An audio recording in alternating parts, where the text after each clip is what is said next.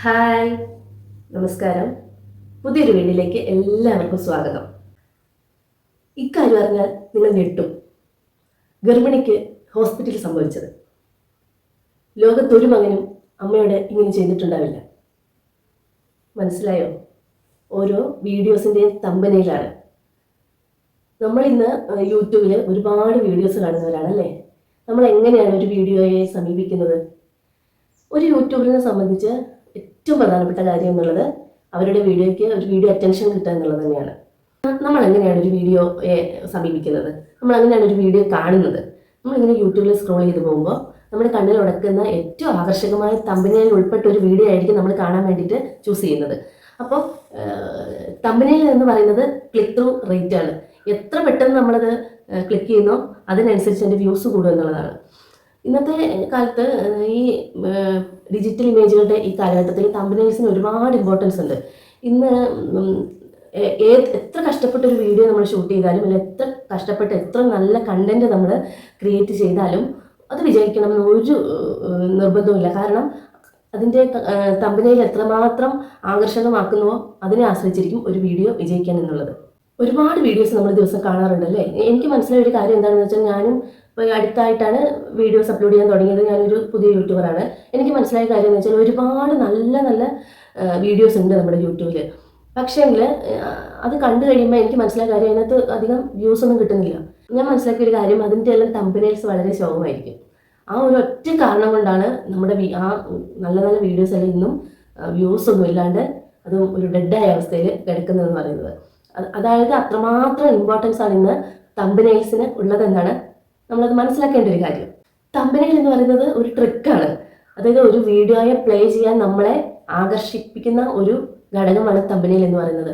ശരിക്കും പറഞ്ഞാൽ ഒരു തമ്പനെയിൽ എന്ന് പറഞ്ഞാൽ അതിൻ്റെ ആ വീഡിയോസിൻ്റെ ഉള്ളടക്കം എന്ന് പറയുന്നതായിരിക്കണം ആ തമ്പനെയിൽ, അല്ലേ? പക്ഷെ ഇന്ന് എത്രമാത്രം വീഡിയോയും തമ്പനെയിലും തമ്മിൽ ഒരു രണ്ട് ദിശയിലാണ് സഞ്ചരിക്കുന്നതെന്ന് പറയുന്നത്.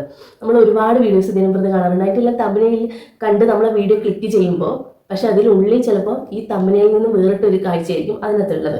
അതായത് പക്ഷെങ്കിൽ ആ വീഡിയോ ക്രിയേറ്റ് ചെയ്യുന്ന ആളുടെ അവരുടെ ഉദ്ദേശം എന്ന് പറയുന്നത് നടന്നു കഴിഞ്ഞു. നമ്മളെ ഏത് വിധേനയും ആ വീഡിയോ കാണിക്കുക എന്നുള്ളത്, അല്ലെങ്കിൽ ക്ലിക്ക് ചെയ്യിപ്പിക്കുക എന്നുള്ളത് മാത്രമാണ് ആ വീഡിയോ ക്രിയേറ്റ് ചെയ്യുന്ന ആളുടെ ഒരു ഉദ്ദേശം എന്ന് പറയുന്നത്. അതായത് ഞാൻ അടക്കമുള്ള യൂട്യൂബേഴ്സിൻ്റെ കാര്യം തന്നെ. പക്ഷേ എങ്കിൽ പോലും നമ്മൾ നമ്മുടെ തമ്പനെയിലിനോട് കുറച്ചെങ്കിലും ഒരു നീതി പുലർത്തണം എന്നാണ് എനിക്ക് പറയാനുള്ളത്. വീഡിയോസ് എന്ന് പറയുമ്പോൾ ഇതുമായിട്ട് ഒരു ബന്ധമില്ലെങ്കിൽ നമ്മൾ വ്യൂവേഴ്സിനെ പറ്റിച്ചതുപോലെയാവും, അല്ലേ? അതായത് ചില വീഡിയോസിൻ്റെ തമ്പനെയിൽ ശ്രദ്ധിച്ചിട്ടില്ലേ, അവിടെ എന്താണ് നടന്നത് നിങ്ങൾ കിട്ടും, അവിടെ അങ്ങനെയാണ്, അവിടെ ഇങ്ങനെയാണ്. പക്ഷെ അതുമായിട്ട് യാതൊരു ബന്ധം ഉണ്ടാകില്ല ഉള്ളടക്കം, വീഡിയോയുടെ ഉള്ളടക്കത്തിന്. അത് അങ്ങനെയും കുറച്ച് പ്രശ്നങ്ങൾ തമ്പനെയിൽ വഴി നടക്കുന്നുണ്ടെന്നുള്ളതാണ്.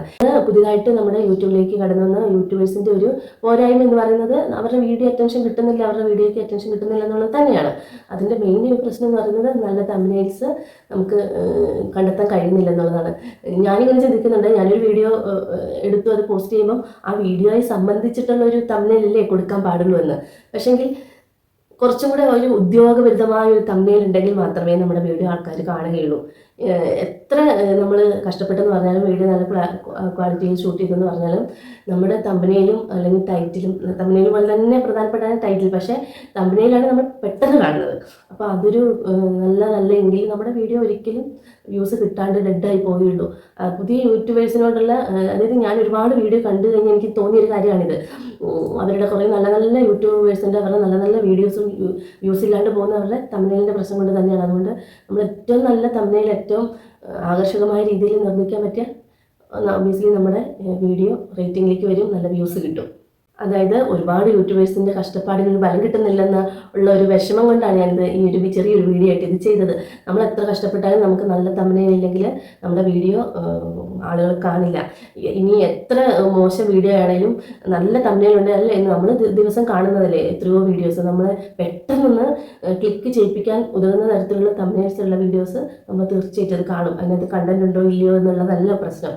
പക്ഷേങ്കിൽ നമ്മളതുപോലെ തന്നെ എന്ന് വെച്ച് വീഡിയോയും തമ്പനെയിലും വേറിട്ട് നിൽക്കരുത് ഒരിക്കലും. നമ്മൾ കുറച്ചെങ്കിലും തമ്പനെയിലിനോട് വീഡിയോയുടെ നീതി പുലർത്തുക. അപ്പോൾ നിങ്ങൾ എത്രയും നല്ല തമ്പനെയിൽ നിർമ്മിക്കുന്നോ അത്രയും നല്ല വ്യൂസ് നമ്മുടെ വീഡിയോയ്ക്ക് ഉണ്ടാവും. പിന്നെ തുടക്കക്കാർക്ക് എന്തായാലും, എന്നെ പോലുള്ള തുടക്കക്കാർക്ക് എന്തായാലും ഒരു വലിയ അത്ഭുതമൊന്നും ഒരിക്കലും സംഭവിക്കില്ല.